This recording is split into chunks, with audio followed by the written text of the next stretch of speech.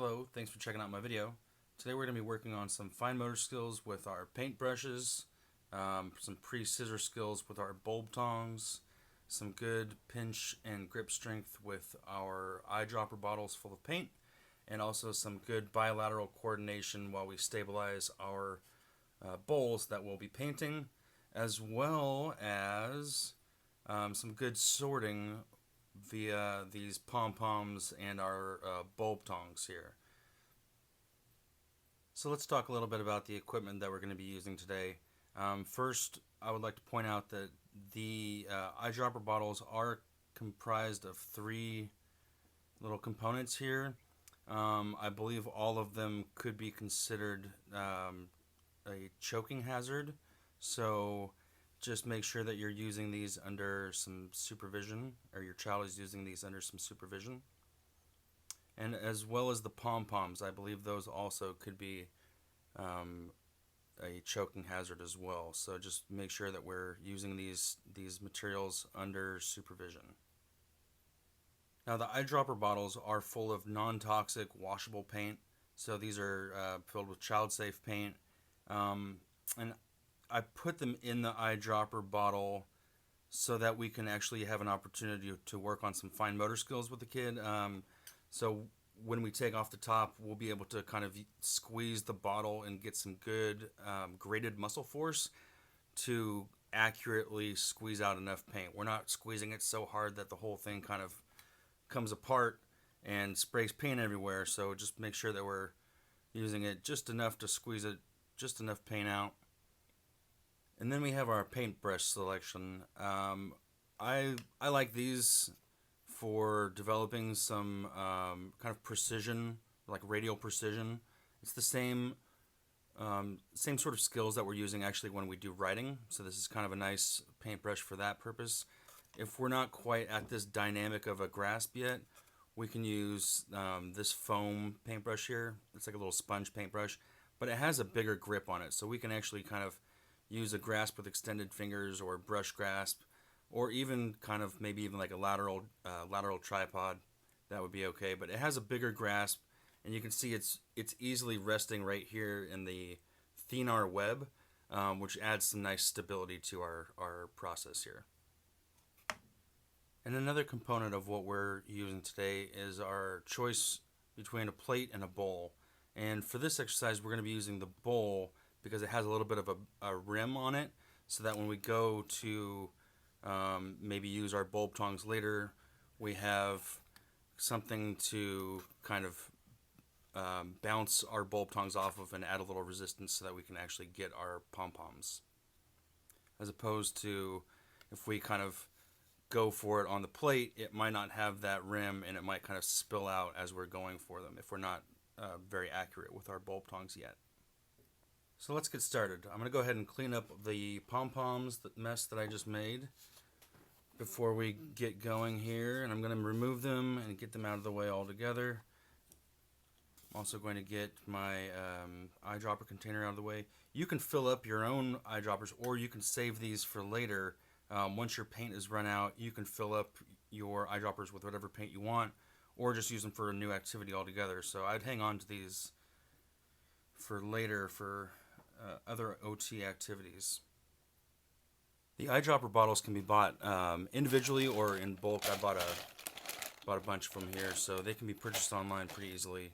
So now I'm ready to paint, so I put down a little bit of cardboard just for a little extra protection for my tablecloth, and I have the red paint out, and I'd like for your child to use the opportunity to practice these bilateral hand coordination skills, holding the eyedropper bottle with the dominant hand and using the non-dominant hand to go ahead and unscrew the top on this. Then we're going to use a nice pincer grasp, kind of really it's like a lateral tripod or a dynamic tripod, or even a 3-jaw chuck would be okay. But we're really just practicing our grip and pinch strength here. We're really just practicing our grip and pinch strength here. So go ahead and start painting by squeezing the bottle, and you'll notice it's starting to move around a little bit. So this is an opportunity then for us to give a tactile cue, maybe a little hand over hand assistance for your child to then use their non-dominant hand to stabilize the item. So we're going to go through, maybe you're just going to make a little happy face. Whatever you want to do is fine. And we're going to put that aside, and then we're going to choose between the thin paintbrush. Again, that's maybe if you have a little bit more precision involved in your painting. Or if you want to just use this big foam sponge one, that's cool too. This is my choice. So then I'm going to paint all around the top so that this will be marked as our red bowl when we go and do some matching activities and some sorting activities later with the pom-poms, or really any item you want. Sometimes I use jelly beans or Skittles are pretty cool. They're about the same size.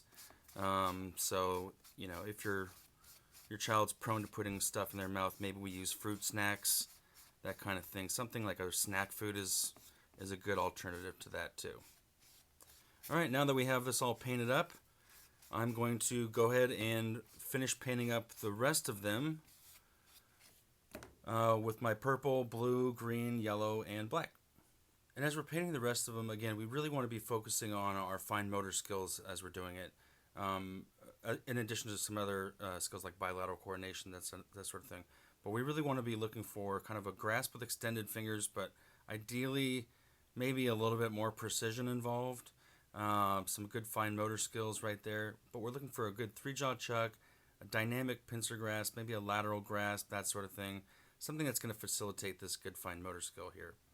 And the other component of what we're looking for is the bilateral coordination, the use of the non-dominant hand to stabilize our object. And as we saw earlier, it was kind of sliding around on the table a little bit, so I was stabilizing it with my non-dominant hand. Another way to facilitate this is to actually have the child stand. So we're not using the table surface as a support for our plate or the bowl at all. We're removing that stability, and we're really kind of encouraging the use of the non-dominant hand here, as well as some good opposition to our dominant hand as we're painting here, and some really good bilateral coordination as we finish this up.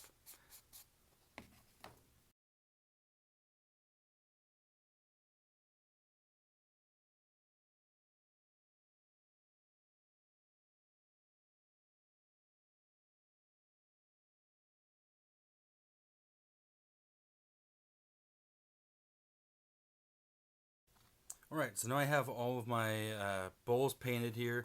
I'm going to put them off to the side to dry.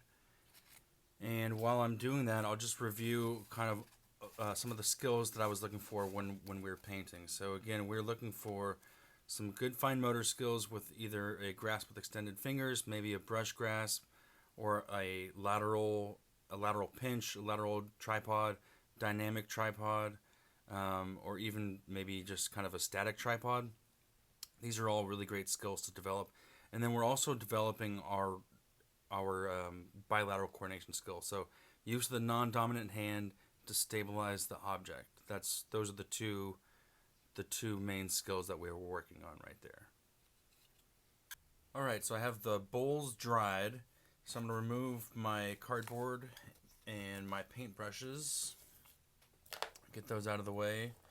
And then we'll be using these bowls for our sorting task that we're going to be doing here.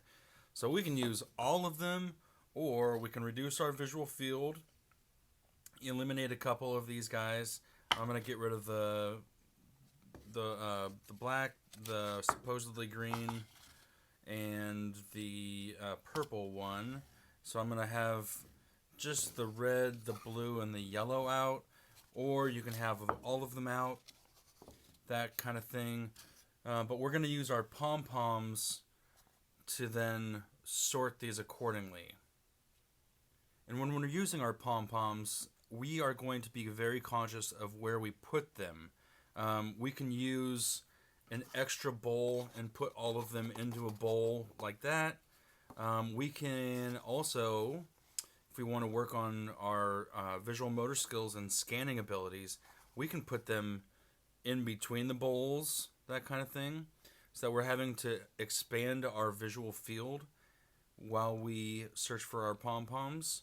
And then it's also, and another advantage of this is that we're using these bowls now as a barrier for our bulb tongs, so that we really have to kind of maneuver around the bowls. So we're using some really kind of more gross motor and fine motor kind of integration together as we're moving around these objects to then use our fine motor skills to grasp our object here. So really any variation of this activity is fine. If you want to spread out your visual field, that's great. Do some scanning. That's awesome. Some good fine motor skills is really at the root of this. So just using our bulb tongues and developing our pre-scissor skills is really at the root of this activity. And then we just build upon the skills that we're using throughout our OT session. So we're going to go ahead and get started. So for me, what I'm going to do is I'm going to start with just one bowl. I'm going to choose the blue. And then I'm going to get a couple different pom-poms out here. Maybe not, not a whole bunch, but just enough so that we have a few blue out there and maybe a couple different other colors. But we want to make sure that our visual field is within our central vision, not too far out of the way. So we're really having to use our central vision here, focusing both of our eyes together within this little kind of range here. And then we're going to just kind of start with blue. So we're going to use our bulb tongs to get the blue pom-poms, and then I'm going to put my blue bowl up here. So we're going to be working also kind of on our vertical pursuits as we go from our pom-poms pile into our bowl. So I'm going to continue to go along and try to pick out all the blue ones, as many as I can right there. And maybe I'll get to just a couple more. Oh, I got a purple one. That's all right. See, I can just remove that, no problem. And then I'll just get one more blue one before I switch the position of the bowl. When I switch the position of the bowl, I want to be conscious of where I put it again. So for this particular switch, I'm going to be switching from a vertical pursuit to a horizontal pursuit because it gives me opportunities to incorporate a little bit more bilateral coordination here. So you can have your child standing for this activity where they're not using the table as a support, where they have to really hold the bowl for themselves. Or if you have it on the table, really just encourage this non-dominant hand to be stabilizing the object here. Another component of what I'm looking for is really kind of crossing the midline of my body. So if I'm using my right hand for my bulb tongs here, I'll have my pom-poms on the right side, and then I will get the blue one here on the right side, and I'm going to use my right hand crossing the center of my body all the way over to the left side. So maybe I'll spread out this bowl just a little bit further, and it's crossing this midline of my body. So there's really kind of we're drawing a connection from the right side to the left side, neurologically in our brain as well. So we're really going to just continue along with this. And then again, focusing on using that non-dominant hand as a stabilizer, using the dominant hand with the scissors, crossing the midline of your body, stabilizing the object, and putting it into the bowl. I'm ready to make the activity a little bit more complicated, so I'm going to add some colors to my bowl selection here. Black bowl, red bowl, purple bowl, yellow bowl. These are now all part of the visual field here. So when we go from our target on the right here with pom-poms to our target on the left with our bowls, we have visual discrimination on both sides. So we're really having to say, get the red one. So we're discriminating between all these other colors right here. We can also use shapes, if we had, say, a shape sticker here and various shape blocks over here. But for today we have colors. So we're going to get the red one, discriminate between all these different colors here, reach across the midline of our bodies, and find the color over here, the corresponding color over here. So again, we're getting some good color discrimination on both sides of our visual field. So I'm going to go ahead and complete this activity and sort out the rest of my pom-poms.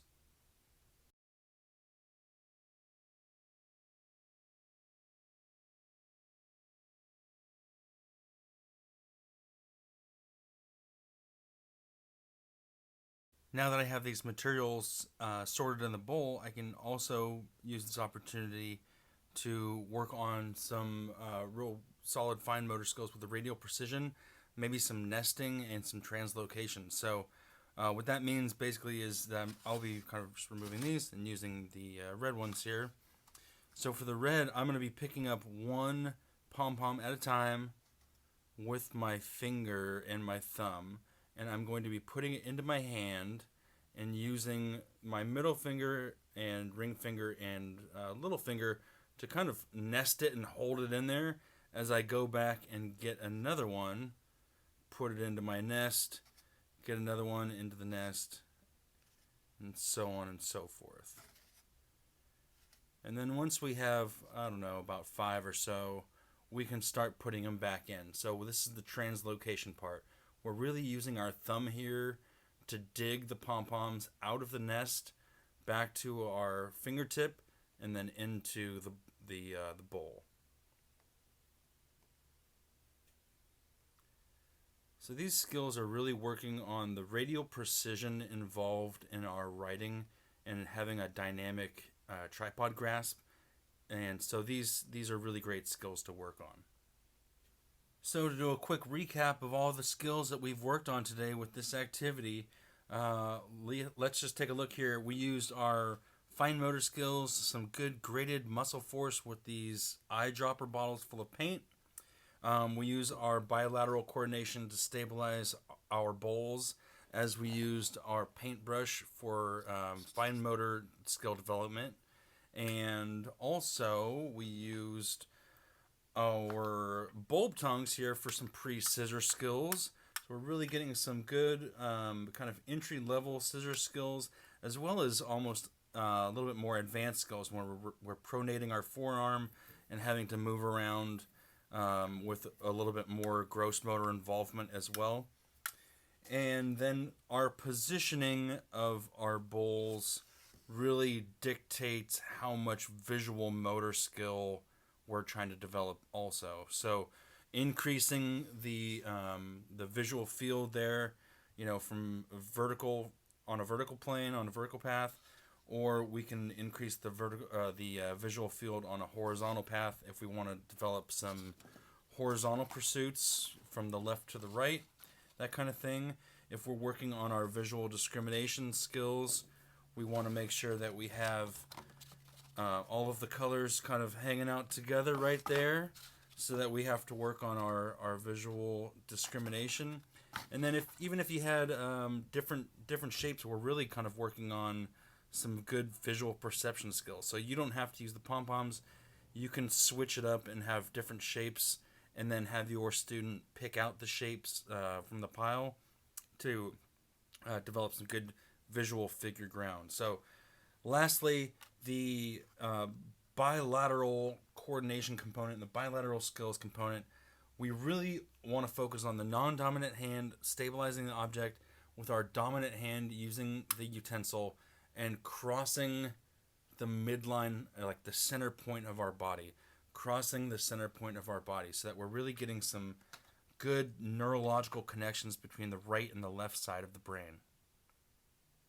Thanks for checking out my video today. I hope you found it useful. Please feel free to leave a comment or get in touch with me if you have any questions about how to implement these strategies with your student.